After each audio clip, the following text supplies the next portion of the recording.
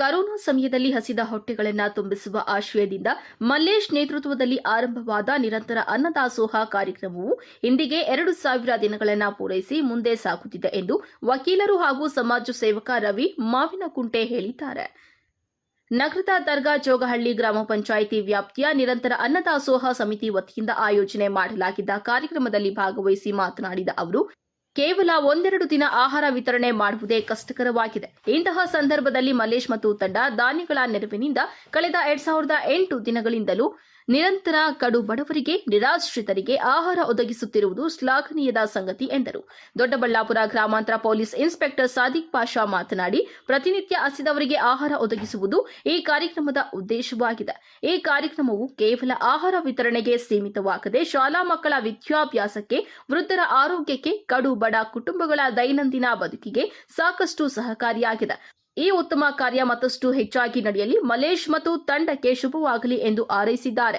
ಈ ಕಾರ್ಯಕ್ರಮದಲ್ಲಿ ದೊಡ್ಡಬಳ್ಳಾಪುರ ನಗರಸಭೆ ಉಪಾಧ್ಯಕ್ಷ, ರೈಲ್ವೆ ಸ್ಟೇಷನ್ ಮಲ್ಲೇಶ್, ದರ್ಗಾ ಜೋಗಹಳ್ಳಿ ಗ್ರಾಮ ಪಂಚಾಯಿತಿ ಅಧ್ಯಕ್ಷ ಶಶಿಕಲಾ ನಾಗರಾಜು, ಕಸಬಾ ಬ್ಲಾಕ್ ಕಾಂಗ್ರೆಸ್ ಅಧ್ಯಕ್ಷ ವೆಂಕಟೇಶ್ ಅಪ್ಪಿ, ಪಿಸಿ ಲಕ್ಷ್ಮೀನಾರಾಯಣ, ಶಿವಕುಮಾರ್, ರಾಘವೇಂದ್ರ, ಶಕ್ತಿ, ಜ್ಞಾನದೇವಿ, ವೀರಭದ್ರ, ಬಸಪ್ಪ ಕ್ಷೇತ್ರದ ಪ್ರಧಾನ ಅರ್ಚಕರಾದ ನವೀನ್ ಕುಮಾರ್ ಸೇರಿದಂತೆ ಹಲವರು ಹಾಜರಿದ್ದರು.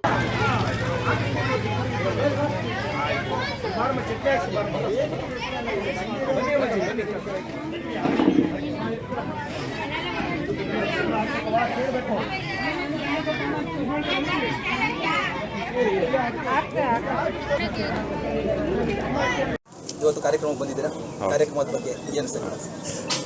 ಮೊದಲನೇದಾಗಿ ಎಲ್ಲರಿಗೆ ನಮಸ್ಕಾರ. ಈ ದಿನ 2008ನೇ ಒಂದು ದಿನದ ನಿರಂತರ ಅನ್ನದಾಸೋಹ ಕಾರ್ಯಕ್ರಮ ಶ್ರೀಯುತ ಮಲ್ಲೇಶ್ ಅವರು ಮಾಡ್ತಾಯಿದ್ದಾರೆ. ಅವರ ಸಂಗಡಿಗರು ಸೆಲ್ವಮ್ ಇದ್ದಾರೆ.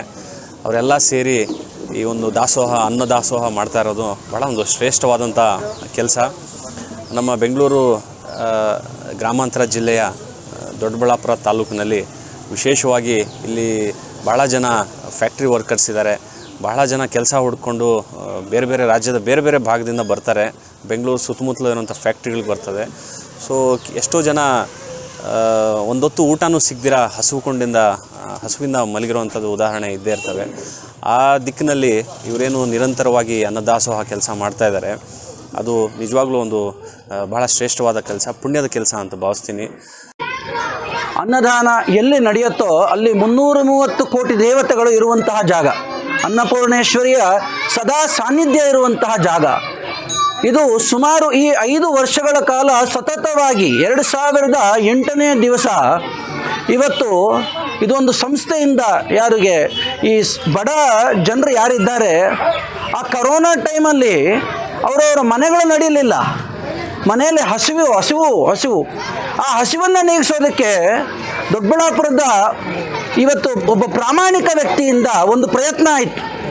ಅಂತಹ ಪ್ರಯತ್ನ ಇವತ್ತು 2008ನೇ ದಿವಸಕ್ಕೆ ಕಾಲಿಟ್ಟಿದೆ ಅಂತಂದರೆ ಇದರ ಮಹತ್ವ ಎಂಥದ್ದು ಅಂತೇಳಿ ಎಲ್ಲರೂ ಅರ್ಥ ಮಾಡ್ಕೊಳ್ಬೇಕಾಗತ್ತೆ.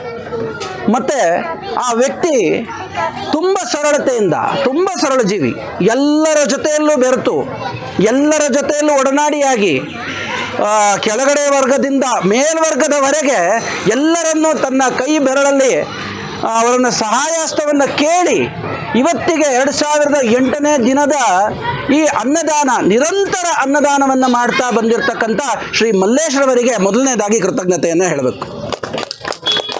ನಂತರ ವಿಶೇಷವಾಗಿ ಮಲ್ಲೇಶ್ವರವರು ಅವ್ರು ಹೋಗದೇ ಇರೋ ಮೆಟ್ಲಿಲ್ಲ, ಅವ್ರು ಹೋಗದೇ ಇರೋ ಹೊಸಲಿಲ್ಲ.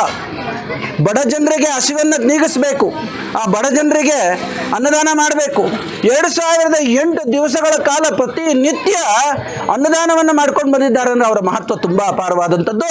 ಇಂತಹ ಕಾರ್ಯ ರಾಜರು ಮಾತ್ರ ಮಾಡ್ಲಿಕ್ಕೆ ಸಾಧ್ಯ, ಯಾವ ವ್ಯಕ್ತಿ ಮಾಡ್ಲಿಕ್ಕೆ ಸಾಧ್ಯ ಇಲ್ಲ. ವ್ಯಕ್ತಿಯಿಂದ ಎಂಥ ಶಕ್ತಿ ಇದೆ, ಆ ಶಕ್ತಿಗೆ ನಾವು ಅವರಿಗೆ ವಂದನೆಯನ್ನು ಸಲ್ಲಿಸಬೇಕಾಗಿದೆ. 2008ನೇ ದಿನದ ನೀವು ಈ ಕಡೆ ಬನ್ನಿ, ನಿರಂತರ ಅನ್ನದಾಸೋಹ ಕಮಿಟಿಯ ವತಿಯಿಂದ ಇವತ್ತು ದರ್ಗಾ ಜೋಗಹಳ್ಳಿಯ ಪಂಚಾಯತಿ ವ್ಯಾಪ್ತಿಗೆ ಸೇರುವ ಐ ಥಿಂಕ್ 1ನೇ ವಾರ್ಡ್ ಅಂಥೇಳಿ ಗ್ರಹಿಸ್ತೀನಿ. ಇಲ್ಲಿ ಕರೋನಾ ಬಂದಾಗಿಂದ ನಿಮ್ಮೆಲ್ಲರಿಗೂ ಗೊತ್ತಿರುವ ಹಾಗೆ ಬಂಧುಗಳೇ, ಕರೋನಾ ಬಂದಾಗಿಂದ ಇಲ್ಲಿಯವರೆಗೂ ನಿರಂತರವಾಗಿ ಅನ್ನದಾಸೋಹವನ್ನು ಬೆಳಗ್ಗೆ ಮತ್ತು ಮಧ್ಯಾಹ್ನದ ಪಾಳಿಗೆ ಇಲ್ಲಿನ ನಮ್ಮ ಬಡ ಜನರಿಗೆ ವಿಶೇಷವಾಗಿ ಅನ್ನದಾಸೋಹವನ್ನು ಮಾಡ್ತಿರ್ತಕ್ಕಂಥ ನಮ್ಮ ಕಮಿಟಿಯ ಚೇರ್ಮನ್ ಅಂತಲೇ ಕರೀಲಿಕ್ಕೆ ಇಷ್ಟಪಡ್ತೀನಿ. ಅದು ನಮ್ಮ ಮಲ್ಲೇಶಣ್ಣ ಮತ್ತು ಅವ್ರ ತಂಡಕ್ಕೆ ನಿಜವಾಗ್ಲೂ ಭಗವಂತ ಎಲ್ಲ ವಿಚಾರದಲ್ಲೂ ಕೂಡ ಅವರಿಗೆ ಒಳ್ಳೆಯದನ್ನು ಮಾಡಲಿ ಅಂತೇಳಿ ನಾನು ಮೊದಲನೇದಾಗಿ ಬಯಸ್ತೀನಿ. ಎರಡನೇದಾಗಿ ನಿಮ್ಮೆಲ್ಲರಿಗೂ ಗೊತ್ತಿರುವ ಹಾಗೆ ಇಲ್ಲಿನ ಕಡು ಬಡತನವನ್ನು ಒಂದು ಸ್ವಲ್ಪ ಗ್ರಹಿಸಿದ್ರೆ ನಿಮ್ಮೆಲ್ಲರಿಗೂ ಗೊತ್ತಾಗುತ್ತೆ ಅನ್ನ ಎಷ್ಟು ಇಂಪಾರ್ಟೆಂಟ್ ಅಂಥೇಳಿ. ಮನುಷ್ಯ ಬದುಕಬೇಕಾದ್ರೆ ಎಲ್ಲಕ್ಕಿಂತ ಮುಖ್ಯವಾಗಿ ಅನ್ನದಾನ ಭಾಳ ಶ್ರೇಷ್ಠವಾದ ದಾನ ಅಂಥೇಳಿ ನಿಮ್ಮೆಲ್ರಿಗೂ ಗೊತ್ತು. ಆದಾಗ್ಯೂ ಕೂಡ ಇವತ್ತು ವಿಶೇಷವಾಗಿ 2008ನೇ ದಿನಕ್ಕೆ ಕಾಲಿಟ್ಟಿರ್ತಕ್ಕಂಥ ಈ ಸುಸಂದರ್ಭದಲ್ಲಿ ನನ್ನ ಪೂಜ್ಯ ಗುರುಗಳು ನನ್ನ ಈ ಸ್ಥಾನದಲ್ಲಿ ನಿಲ್ಲಬೇಕಾದ್ರೆ ನನ್ನ ಗುರುಗಳೇ ಮುಖ್ಯ. ಅದು ಬೇರೆ ಯಾರೂ ಅಲ್ಲ, ತಾಲೂಕಿನ ರಾಜ್ಯ ಕಂಡಂಥ ಒಬ್ಬ ಶ್ರೇಷ್ಠ ಹಿರಿಯ ವಕೀಲರಾದಂಥ ನನ್ನ ಗುರುಗಳು ಆರುಡಿ ನಾಗರಾಜನ್ ಸರ್ ಅವರು ಎಲ್ರಿಗೂ ಗೊತ್ತಿರ್ತಾರೆ, ಚಿರಪರಿಚಿತರು. ಅವರ 83ನೇ ವರ್ಷ ಇವತ್ತಿಗೆ ಕಾಲಿಡ್ತಿದ್ದಾರೆ. 83 ವರ್ಷಕ್ಕೆ ಅವರ ಹುಟ್ಟುಹಬ್ಬದ ದಿವಸ ಈ ಒಂದು ಸುಸಂದರ್ಭದಲ್ಲಿ ನಾವೆಲ್ಲರೂ ಕೂಡ ಪಾರ್ಟಿಸಿಪೇಟ್ ಮಾಡಿ ಈ ಕಾರ್ಯಕ್ರಮವನ್ನು ಮಾಡಲಿಕ್ಕೆ ಅವರು ಕೂಡ ಕಾರಣೀಭೂತರು. ಅವರಿಗೆ